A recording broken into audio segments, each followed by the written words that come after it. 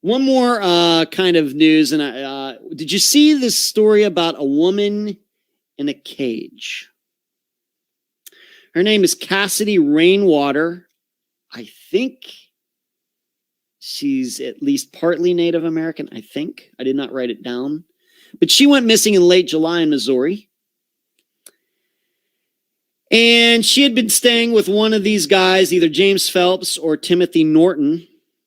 And a tipster, I don't know how this tipster did it, but tipster let police know that Cassidy was being kept in a cage at this guy's house. Hello, fishing. And, but this woman is now still missing. The police went over there, did not find Cassidy. They did see pictures of her being kept in this cage. And guess what these two guys, guess what James's and Timothy's story is? Oh yeah, Cassidy left. She took off with somebody. We don't even know where she was going. She got in a car and just took off. How many times have we heard that story on Unfound? Vanessa Orrin is the first disappearance that comes to mind, but I mean, really. Marion Hurley. Eventually, that's even what Angela Green's husband said. But these are what these two guys said about Cassidy Rainwater. Yeah, she took off.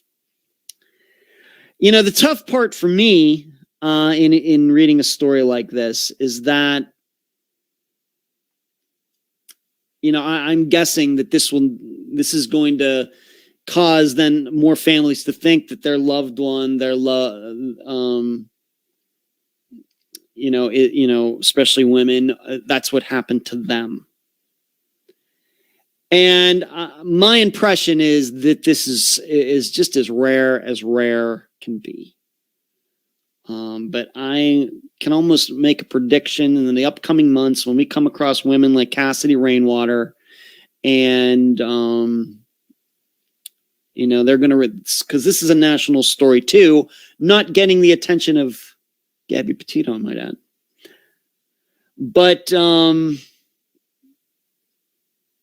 I can almost guarantee that this will be a story that somebody's going to ask me about.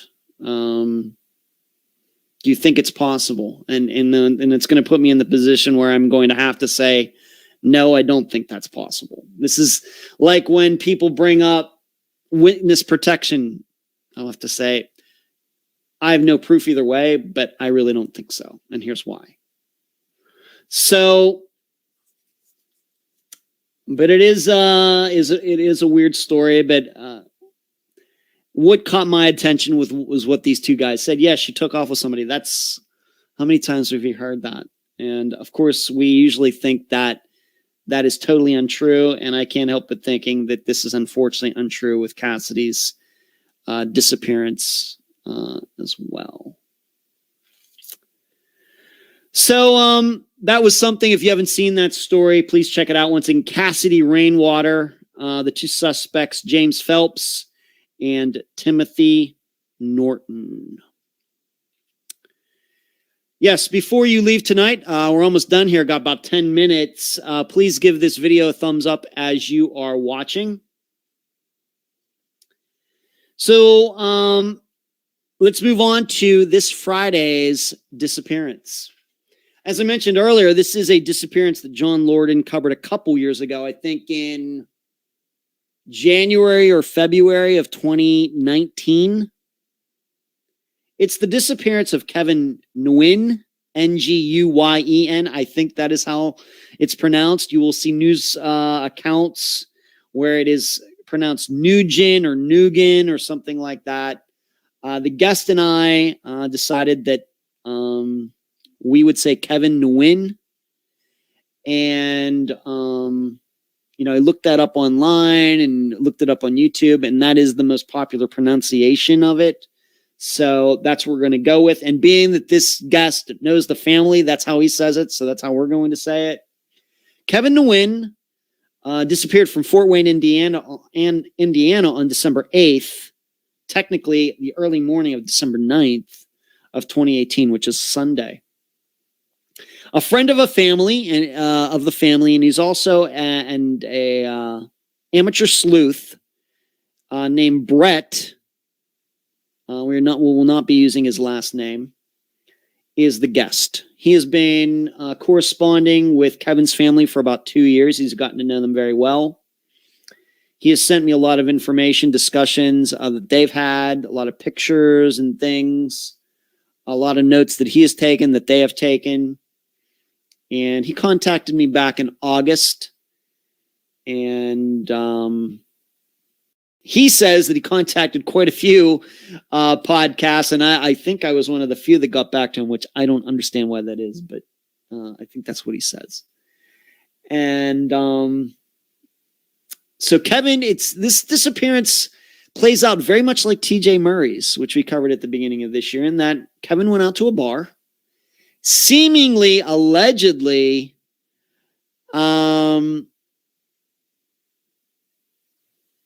had some issues going on at the bar, got kicked out, seemingly went for a walk, caught him on video, and somehow or another, he ended up back at that bar, the Brass Rail, where allegedly got kicked out again. In fact, allegedly got kicked out of the bar 4 times. That'll be up for you to decide whether you believe that or not.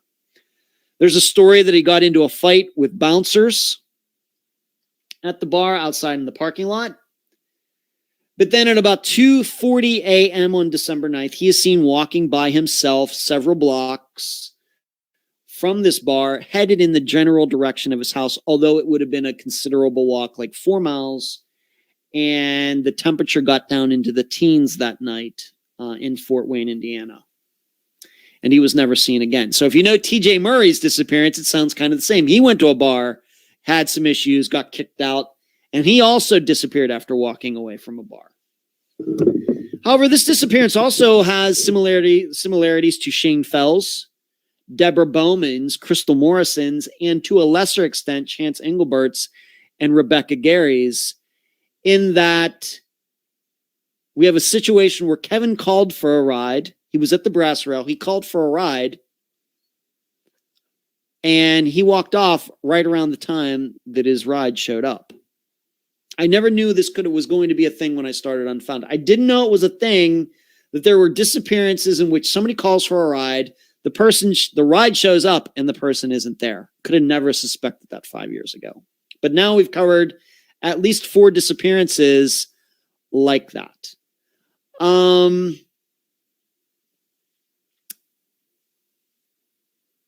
name of the one, because of the calling aspect of this disappearance. He called somebody and then he wasn't there when the person showed up.